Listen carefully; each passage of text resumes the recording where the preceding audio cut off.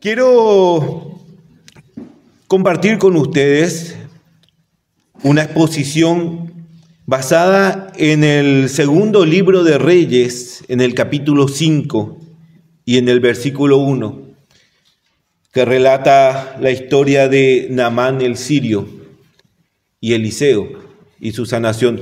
Una exposición que ya hicimos una primera parte semanas atrás, también en un jueves, ¿verdad? Y hoy vamos a seguir desglosando algunas aristas de este pasaje. Segunda de Reyes, capítulo 5, versículo 1. Vamos a leer el pasaje entero para conocer bien el contexto. Yo sé que la mayoría de ustedes ya lo ha leído 1.000.000 de veces y hoy va a ser 1.000.001. Naamán, general del ejército del rey de Siria, era varón grande delante de su señor y lo tenían hasta estima, porque por medio de él había dado Jehová salvación a Siria. Era un hombre valeroso en extremo, pero leproso. Y de Siria habían salido bandas armadas y habían llevado cautiva de la tierra de Israel a una muchacha, la cual servía a la mujer de Naamán. Esta dijo a su señora: si rogase mi señora al profeta que está en Samaria, él lo sanaría de su lepra. Entrando Naamán a su rey, le relató diciendo: así y así ha dicho una muchacha que es de la tierra de Israel. Y le dijo el rey de Siria: anda y ve, y yo enviaré cartas al rey de Israel. Salió pues él llevando consigo 10 talentos de plata, 6.000 piezas de oro y 10 mudas de vestido. Le pido que saltemos hasta el versículo 9. Y vino Naamán con sus caballos y con su carro y se paró a las puertas de la casa de Eliseo. Entonces Eliseo le envió un mensajero diciendo: ve y lávate 7 veces en el Jordán y tu carne se te restaurará y serás limpio. Y Naamán se fue enojado diciendo: he aquí, yo decía para mí, saldrá él luego y estando en pie invocará el nombre de Jehová su Dios y alzará su mano y tocará el lugar y sanará la lepra. Abana y Farfar, ríos de Damasco, ¿no son mejores que todas las aguas de Israel? Si me lavare en ellos, ¿no seré yo también limpio? Y se volvió y se fue enojado. Mas sus criados se le acercaron y le hablaron diciendo: Padre mío, si el profeta te mandara hacer alguna cosa o alguna gran cosa, ¿no la harías? ¿Cuánto más diciéndote: lávate y serás limpio? Entonces descendió y se zambulló 7 veces en el Jordán, conforme a la palabra del varón de Dios, y su carne se volvió como la carne de un niño y quedó limpio. Y volvió el varón de Dios, él y toda su compañía, y se puso delante de él y le dijo: he aquí, ahora conozco que no hay Dios en toda la tierra, sino en Israel. Te ruego pues recibas algún presente de tu siervo. Mas él dijo: vive Jehová en cuya presencia estoy, que no lo aceptaré. Y le instaba que aceptara alguna cosa, pero él no quiso. Entonces Naamán le dijo: te ruego pues, de esta tierra no se le dará a tu siervo la carga de un par de mulas, porque de aquí en adelante tu siervo no sacrificará holocausto, ni ofrecerá sacrificio a otros dioses, sino a Jehová. Amén. En la primera exposición que habíamos hecho sobre este pasaje, habíamos visto cómo Dios había tratado con el orgullo de Naamán. Naamán, un hombre que había logrado un gran estatus económico, grandes proezas en batalla, de gran estima ante el rey, había construido un muro de orgullo en cuanto a lo que él era como persona. Y eso se revelaba con las exigencias que él tenía para con Dios. Él pensaba que Eliseo tenía que salir, que tenía que orar en esta manera, que tenía que hacer. Él tenía todo organizado, porque él se manejaba de esa manera y pensaba que él podía manejar a Dios de esa manera. Pero con Dios no era así. Y le demuestra que no es con grandes proezas, sino siendo obediente y por fe. Amén. Ahora, en este segundo libro de Reyes, en el capítulo 5, vemos esta historia de Naamán y vemos que Dios estaba trayendo salvación a Siria por mano de Naamán. Y uno cuando lee, uno dice, ¿será que leí bien? Dios está trayendo salvación a Siria, no a Israel. ¿Será que no hay una equivocación? Y no, Dios estaba usando, hermanos, a un pueblo pagano para traer juicio sobre Israel a consecuencia de su idolatría. El pueblo había abandonado a Dios, se había volcado a dioses falsos, y pese a que cientos de profetas durante varios años advirtieron a Israel que se vuelvan de sus caminos, el pueblo no obedecía y vino el juicio sobre Israel. Dios estaba bendiciendo a un pueblo pagano, a un pueblo idolátrico, y estaba permitiéndole que prevalezca sobre su pueblo para castigarlos a consecuencia de sus malas obras. No es poca cosa. Si bien las Escrituras no mencionan los nombres de los reyes, ni tanto del rey de Siria ni del rey de Israel, se presume que fue durante el reinado de Ben-Hadad en Siria y el reinado de Baasa en Israel. Ben-Hadad había hecho pacto con el rey Asa de Judá para que ataque a Israel, y entre estos ataques, que eran el pacto, el trato de Dios para con Israel, a consecuencia de que Baasa, así como el 90% de los reyes de Israel para aquella época, habían abandonado el pacto con Dios y habían provocado la ira de Jehová. Y parte de este pasaje, hermanos, nos relata cómo esta esclava que servía en la casa de Naamán recomienda a su señora que Naamán visite a Eliseo y que pida a Dios por su sanación. En el resto del pasaje vemos después cómo Eliseo desmorona el orgullo de Naamán y luego de zambullirse 7 veces en el Jordán es sanado, como dice la Escritura, su piel se vuelve como bebé, y tras sanarse, Naamán retorna frente a Eliseo y encontramos a un Naamán totalmente distinto. Un Naamán que ya no se basa en su orgullo, sino que se humilla delante de Dios. Pero hoy quiero enfocarme, hermanos, en esta esclava anónima que se menciona en este pasaje. Esta esclava de la cual no sabemos prácticamente nada. No sabemos ni su nombre, no sabemos su linaje, no sabemos prácticamente nada, pero nos deja, hermanos, una enorme enseñanza. Miles de sermones se inspiraron en este pasaje bíblico, casi siempre en torno a Naamán, algunas veces en torno a Eliseo, algunas veces en torno a Giezi, el siervo que, movido por la avaricia de su corazón, toma prenda de Naamán y luego se le pega la lepra. Pero hoy quiero enfocarme en esta esclava y su importante aporte en las manos del Señor para cambiar el rumbo de la historia de Naamán.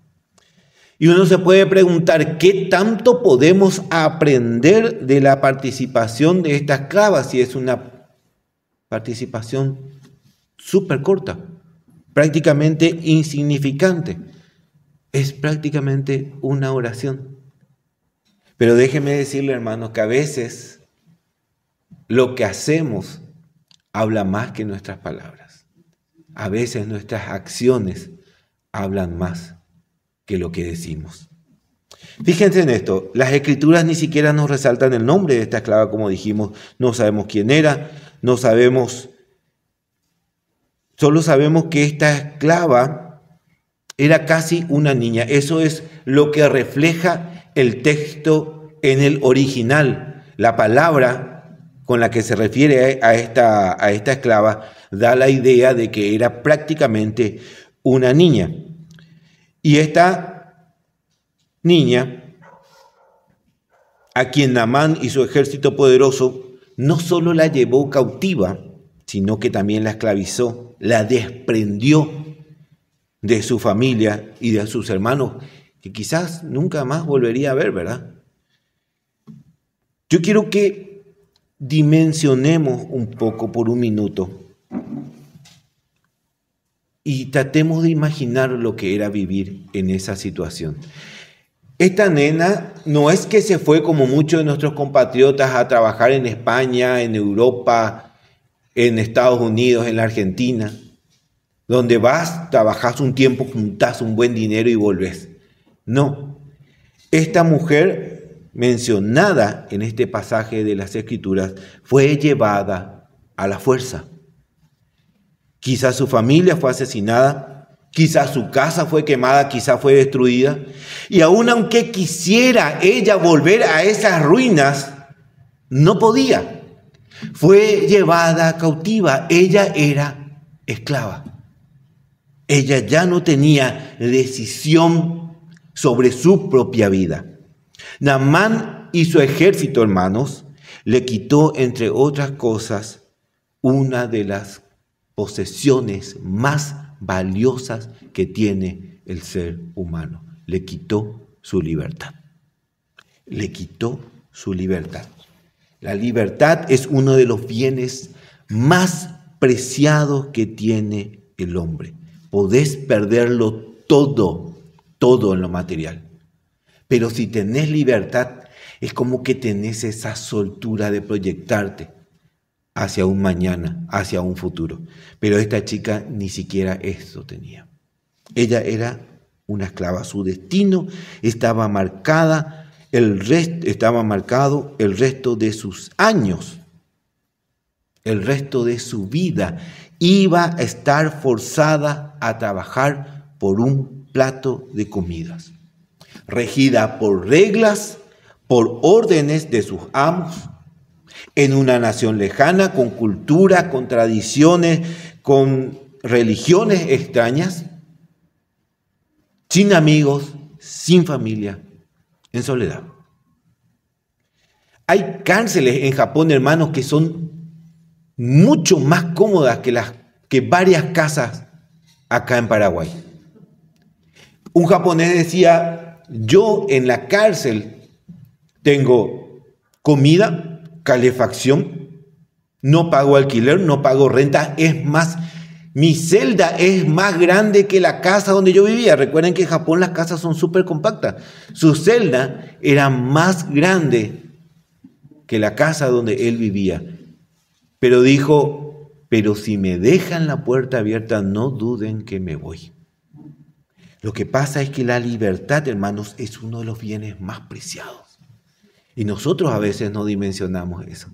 No dimensionamos la libertad de la que podemos disfrutar. Y esta niña perdió eso.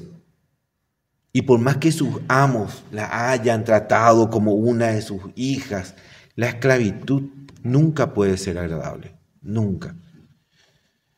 No sabemos el nivel de violencia con lo que ocurrieron estos hechos. No sabemos por lo que tuvo que pasar en manos de los soldados sirios. Pero casi en ninguna ocasión esto es placentero. Casi siempre estaba rodeado de muerte, siempre estaba rodeado de violencia. Y como dije, la Biblia da a entender en el original que era una niña pequeña, una joven, que ahora tenía que trabajar el resto de su vida para la persona que destruyó su vida. ¿Usted cómo actuaría en una situación así? ¿Cómo reaccionaría ante esta situación? Imagínense, usted está tranquilo en su casa, llegó de trabajar, algunos llegaron del colegio, se sientan a cenar en familia, todo es alegría. De repente un grupo armado rompe la puerta de manera violenta. Las mujeres por un lado, los niños por el otro, los hombres por el otro. Y a caminar. Vino un ejército extranjero, invadió la tierra y ahora todos son llevados cautivos. No te vas con tus electrodomésticos, no te vas con tu vehículo, no te vas con tu ropa, nada. Lo que tenés puesto y a caminar. Ya no sos dueño de tu vida. Nada. No podés ni quejarte. Solo tenés que callar y obedecer. Porque si no, látigo. Creo que una ilustración más cercana como para que podamos dimensionar esto fue lo que vivimos En pandemia, cuando se cerró todo y de repente se veían las patrulleras caminando, rondando por la ciudad con los altavoces, que parecía medio apocalíptico, ¿verdad? Creo que es lo que nos podría dar alguna idea de lo que es estar bajo esclavitud, ¿verdad? Donde ya no podés salir si no te dan permiso, donde ya no podés tomar ciertas decisiones, donde tenés que acatar reglas que te imponen, que están ajenas a lo que uno está acostumbrado, ¿verdad? ¿Qué pensaría usted? ¿Qué pensaría usted de sus captores cuando tenga que estar trabajando en los campos? Forzadamente. Cuando tenga que estar limpiando las suntuosas mansiones de sus amos y encima vean las habitaciones decoradas con los utensilios que trajeron de la tierra, de su tierra, ¿verdad? Y usted tiene que limpiar eso, que antes simbolizaba algo en su tierra y hoy decora las habitaciones de sus captores. Una persona normal, hermanos, como mínimo estaría buscando la ocasión de vengarse. Como mínimo. O por lo menos estaría guardando, engendrando odio y rencor en su corazón. Como mínimo. Cualquiera, hermanos, pasaría sus noches llorando y reclamando que la mano de Dios se levante y que destruya a estas personas que le hicieron tanto mal. Yo estaría orando así, hermano. Yo estaría orando así. Y creo que ustedes también. Seamos sinceros. Es que somos así. Si pudiera estar a nuestro alcance el poder vengarnos, lo haríamos. Lo haríamos. Nosotros no sabemos cuántos años esta niña estuvo cautiva, pero sí sabemos lo que el texto nos revela y el texto nos cuenta que Naamán tenía lepra. Naamán tenía lepra. Una enfermedad que lo estaba empezando a consumir lenta pero continuamente. Lo que empezó como una pequeña manchita, empezó a extenderse, aparecían pequeñas heridas. Y podemos seguir divagando un poquito por unos minutos de cómo podría ser vivir con esa enfermedad. Cada mañana Naamán se levantaba y veía que esa herida que era chiquita ya había crecido un poco más, que aparecía otra llaga, que empezaba a emanar pus. Esa pus tenía un olor. El olor era cada vez más intenso. Ya era hasta molesto comer, ya era hasta molesto estar en una habitación cerrada porque el olor va invadiendo todo. Y considerás que la enfermedad puede ser la muerte puede ser una de las posibilidades de esta enfermedad. Y cuando apareció la lepra en la piel de Naamán, si yo fuera la esclava, mínimo una sonrisa de satisfacción tendría todo el día. Así me iba a servirle, sonriendo, contento, ¿verdad? Uno perfectamente, hermanos, podría pensar que la mano de Dios había iniciado la recompensa por el dolor que había causado Naamán con su ejército. Una muerte lenta, una muerte dolorosa, estaba en camino. Una muerte humillante, una muerte con el olor de la carne pudriéndose, cayéndose los dedos, la piel cayéndose a pedazos. Dios respondió mis oraciones. Eso diría cualquiera, ¿verdad? Qué maravillosa jugada, Señor. Una de las enfermedades más terribles trajiste sobre mi captor. Ahora me voy a sentar y me voy a ver cómo este hombre se pudre en vida. Eso podríamos pensar, pero evidentemente, hermanos, esta mujer, esta pequeña niña, no estaba pidiendo esto. No se gozó con el mal que se le sobrevino a Naamán. Por el contrario, extendió su mano misericordiosa. ¿Y cómo sabemos esto? Bueno, la propuesta que le hace es la clave para entender su corazón. si va con el profeta de Israel, él lo sanaría. Hermanos, uno no recomienda el remedio a quien está esperando que se muera. Uno no le tira el salvavidas a su enemigo cuando se está ahogando. Y acá vemos dos aspectos. Por un lado vemos en esta joven que tuvo una gran muestra de amor y también una gran muestra de humillación. Humillación no para con Naamán ni con su familia, sino que humillación para con Dios. Mostró su amor para con la familia de Naamán, pero mostró humillación para con Dios. Porque bien podía pasar esto, hermanos, que esta joven esclava le estuviera reclamando a Dios el hecho de que le haya permitido que hoy ella esté en esta situación. Ella tranquilamente podría estar enojada con Dios. Muchas veces en las pruebas, hermanos, nos rebelamos contra Dios. A veces, al ver a este Dios grande, majestuoso, creador del universo, el omnipotente, le reclamamos cómo fue que permitió que este sirio, que este incircunciso, que este pueblo impío pueda provocarme este mal y ponerme en esta situación. Yo odio a la nación de Naamán y odio a su pueblo, pero también odio a Dios, porque Él permitió que me ponga en esa situación. ¿Cuántas veces, hermano? ¿Cuántas veces atravesando nuestras pruebas no le preguntamos a Dios, ¿por qué Dios permitís esto? Eso es un reclamo. ¿Acaso no estamos blasfemando contra Dios? Y algunos vamos más lejos y le preguntamos qué clase de Dios tengo. Nos rebelamos contra Dios. Casi nunca, hermanos, casi nunca decimos, Señor, si vos me metiste en esta prueba es para tratar conmigo.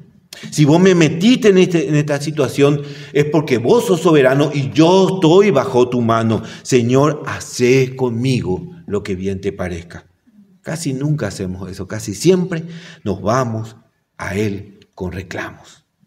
Bueno, esta joven esclava no miró las circunstancias, evidentemente no albergó rencor, no albergó amargura y entendía que era la mano de Dios soberana dentro de un plan perfecto el que se estaba desarrollando. Y en la primera oportunidad le comentó a Eliseo, le comentó sobre Eliseo, el profeta de Dios, el Dios grande, el Dios perfecto, el Dios santo, el Dios enorme. Él te puede sanar. Que Él concurra junto al profeta de Dios, porque Él le puede sanar. Ella confiaba en que Dios no fallaría. Si ella quería, hermanos, solo tenía que guardar silencio. Solo tenía que guardar silencio y ver cómo Naamán se iba consumiendo día a día hasta morir trágicamente. Ella no provocó la enfermedad, no tenía responsabilidad. Ella no tenía la obligación tampoco de declararle que en Israel había un profeta de Dios. Tampoco supongo que nadie le preguntó. ¿Conocen la ley del niembotado? Ella podía aplicar perfectamente esa ley, pero no quiso. Ella le da la receta oculta del remedio prácticamente en el lecho de muerte. ¿Saben qué estaba haciendo ella, hermanos? Estaba predicando a su adversario. Y acá es donde un sencillo renglón de la Biblia, un renglón que puede parecer insignificante, dicho por una persona que podemos pensar insignificante, cambia la vida de Naamán para siempre. si mi Señor rogase al profeta que está en Israel, él lo sanaría. Esa es toda la intervención. Eso es todo lo que dijo. Entendamos que Naamán no era judío. Naamán no creía en Jehová. Naamán era de un pueblo sirio, un pueblo pagano, utilizado por Dios. Pero él no sabía que estaba siendo utilizado por Dios. Él pensaba que cada victoria y cada batalla que él libraba era la fuerza de su mano y su inteligencia la que gobernaban, y era el Señor que estaba detrás. Él tenía sus propios dioses creados a partir de la imaginación de los hombres, ídolos. Él podía decir, yo tengo mis dioses y yo creo en ellos. Pero Naamán oye su recomendación, la recomendación de una esclava, la recomendación de una nena. A partir de acá es donde entra a jugar la segunda parte de este plan del Señor, porque Naamán tranquilamente podía decir, para, ¿dónde estaba tu Dios cuando nosotros llegamos y destruimos tu nación? ¿Dónde estaba tu Dios? ¿Dónde está tu Dios hoy que permite que vos seas mi esclava? ¿Dónde está tu Dios? ¿Qué puede saber una nena sobre esta enfermedad? ¿Y qué puede saber una nena sobre mi sanidad? Si ya visité a los mejores médicos que hay en el imperio. Es más, no solamente visité a los mejores médicos que hay en el imperio, también me fui a los países vecinos y gasté millones buscando la solución y nadie me puede dar mi sanidad. Y ahora vos me decís que yo me vaya a una nación vencida y derrotada para que busque a un Dios en una tierra que yo mismo derroté y vencí. Eso me estás diciendo. Naamán podría decir eso, pero no. Naamán oyó. No sabemos si fue por fe. No sabemos si fue porque estaba desesperado. Lo que sí sabemos es que oyó. Y lo siguiente que leemos es que entra junto al rey y le dice, así y así ha dicho una muchacha de Israel. Si las oraciones de la esclava eran un pedido de venganza, la esclava tranquilamente podía decir, Dios está respondiendo mis oraciones y su plan está en marcha. Pero evidentemente no era así. Ciertamente, el plan de Dios estaba en marcha, pero no era para destrucción de Naamán, sino para bien. No era no era un plan de muerte, sino un plan de vida. El plan de Dios para Naamán se orquestó desde antes de que Naamán naciera. El plan de Dios para Naamán se orquestó en la eternidad. Fue Dios el que puso este plan en marcha cuando favoreció al imperio sirio y permitió que invadiera Israel. Fue Dios quien levantó a Naamán como un militar exitoso y valeroso. Fue Dios quien lo puso al frente de ese ejército y permitió que traiga cautivos de la tierra de Israel a su casa. Fue Dios quien puso su plan en marcha cuando permitió que esta muchacha, que era su esclava, hable a la esposa de Naamán sobre Eliseo. Fue Dios quien puso su plan en marcha cuando decretó que Naamán tenga lepra. Y fue Dios quien dispuso el corazón de la esclava. Fue Dios quien dispuso el corazón de Naamán para oír. Fue Dios quien dispuso el corazón del rey para enviarle. Dios el soberano, hermanos, obrando plenamente para que esta obra se lleve a cabo. ¿Y cómo continúa? Bueno, Naamán oye la orden de Eliseo, zapatea, se enoja, obedece, descendió y se zambulló 7 veces en el Jordán y su piel se volvió como la de una criatura, ¿verdad? Después de eso tenemos a un Naamán totalmente cambiado. Naamán se va, se lava y vuelve creyendo en el Dios de Israel. de muerte a vida. Un renglón en la palabra del Señor. Una oración gramatical dicha por una pequeña esclava, cambió la vida de Naamán para siempre. Cambió la vida de Naamán para siempre. Y acá, hermanos, tenemos mucho para aprender de este pasaje. Vemos la mano soberana de Dios usando al pueblo pagano para traer juicio de Israel. Vemos a un hombre poderoso, de gran prestigio y orgulloso, descubriendo que en la mano de Dios no somos nada y que sucumbimos ante el primer pestañeo. Vemos a Dios utilizando distintos medios para llamar a sus hijos y aún usando a las adversidades para convertirlas en bendición. Y vemos a una esclava que no albergó amargura, no albergó rencor, no albergó deseo de venganza, sino que tendió una palabra para sanación. Y no solo eso, una palabra para vida, como vimos en este pasaje. Y llegados a este punto, hermanos, tenemos que preguntarnos, ¿deseamos el bien para los que nos provocan el daño? ¿Deseamos el bien para los que nos provocan el daño? ¿Oramos por ellos? ¿Les presentamos el evangelio de salvación a esas personas que nos parecen hostiles?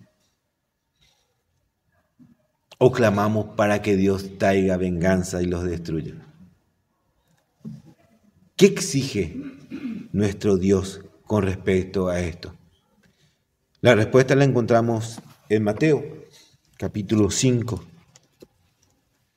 versículo 44.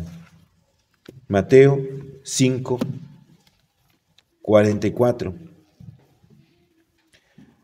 Decía Jesús: pero yo os digo, amad a vuestros enemigos, bendecid a los que os maldicen, haced el bien a los que os aborrecen, y orad por los que os ultrajan y os persiguen, para que seáis hijos de vuestro Padre que está en los cielos, que hace salir el sol sobre los malos y sobre los buenos, que hace llover sobre justos y sobre injustos. Porque si amáis a los que os aman, ¿qué recompensa tendréis? ¿O no hacen también los mismos los publicanos? Y si saludáis a vuestros hermanos solamente, ¿qué hacéis de más? ¿No hacen también así los gentiles? Sed pues vosotros perfectos, como vuestro Padre que está en el cielo, en los cielos, es perfecto. Y si vamos a Hechos, capítulo 16, versículo 25, Hechos 16, 25, Pablo, siguiendo esta misma exhortación, tiene la oportunidad de ponerla en práctica.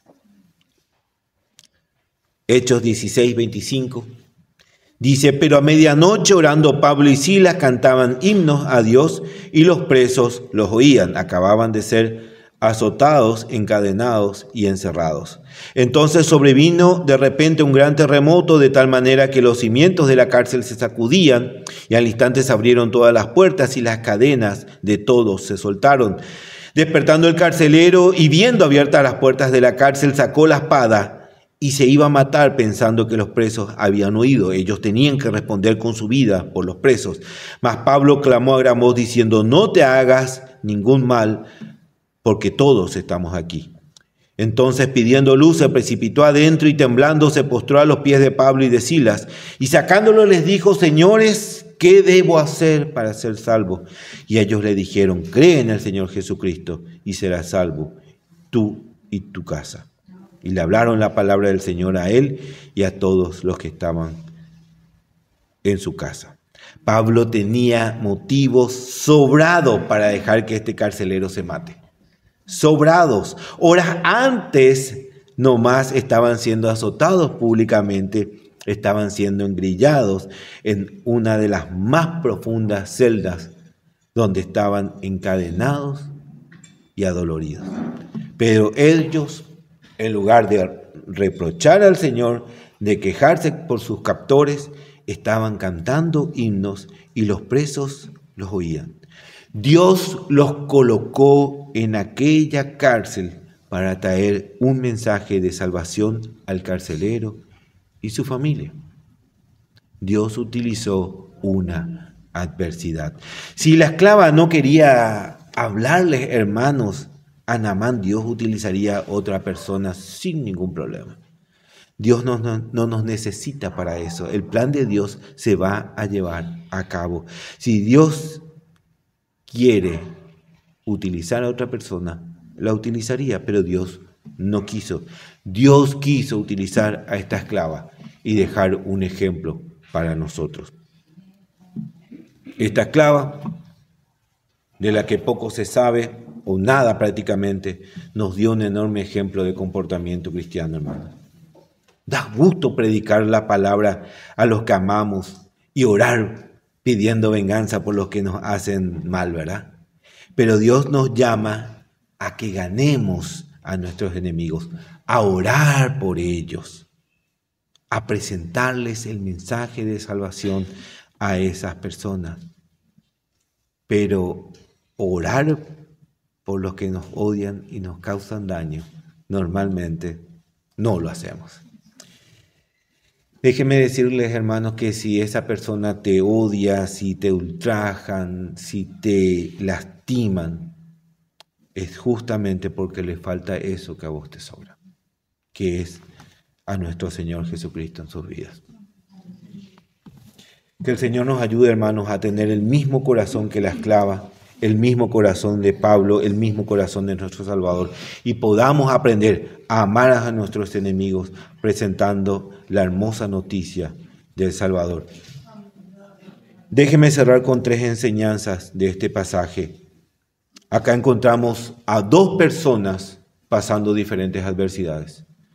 Una en la esclavitud y la otra en una enfermedad. Las 2 personas estaban en las manos del Señor. Las 2 personas estaban en la perfecta obra de nuestro Dios. Y Dios utilizó a una para salvar a la otra. Dios utilizó las adversidades. Las adversidades, hermanos, no son producto de nuestra mala suerte ni del azar. Las adversidades vienen de la mano de Dios. ¿Se acuerdan la exposición de Eclesiastés capítulo 7, 14 que habíamos hecho? En el día del bien goza del bien y en el día de la adversidad considera, Dios hizo tanto lo uno como lo otro, a fin de que el hombre nada halle después de él. Aprendamos, hermanos, a aceptar la adversidad porque viene con un propósito. Amén. Lo segundo que quiero dejar para aplicación en nuestras vidas es aprendamos a amar en la adversidad. Aprendamos a amar, así como esta joven esclava que no se cerró en la amargura, en odio, en autovictimización, sino que amó aún a las personas que le provocaron daño y les deseó un bien. Amén. Y por último, predique a su Dios aún en la adversidad. Y no solo eso, predique a su Dios a los que le provocan la adversidad. A esa persona que te hace subir la presión, que te dispara el azúcar, que te da dolor de cabeza. Predicale el Evangelio. A ese vecino pesado que tenés, predicale el Evangelio. A esa persona que te hizo juicio, a esa persona que te difama, a esa persona que te estafó, predicale el Evangelio. No es fácil, pero ejemplos nos han dejado. No mire a la persona a quien va a predicar, mire al Salvador que va a predicar. Amén. Que el Señor nos ayude, hermanos, y nos permita poner en práctica esto. No es fácil, es muy divertido ponerse acá a hablar y recomendarles. Ponerlo en práctica es el desafío. Ponerlo en práctica es el desafío. Y déjeme decirle que esta enseñanza me confrontó primero a mí, más que a ustedes. volcar lo que tenemos en nuestro corazón al Señor y no contra la otra persona. Amén. Nos ponemos en pie, hermano.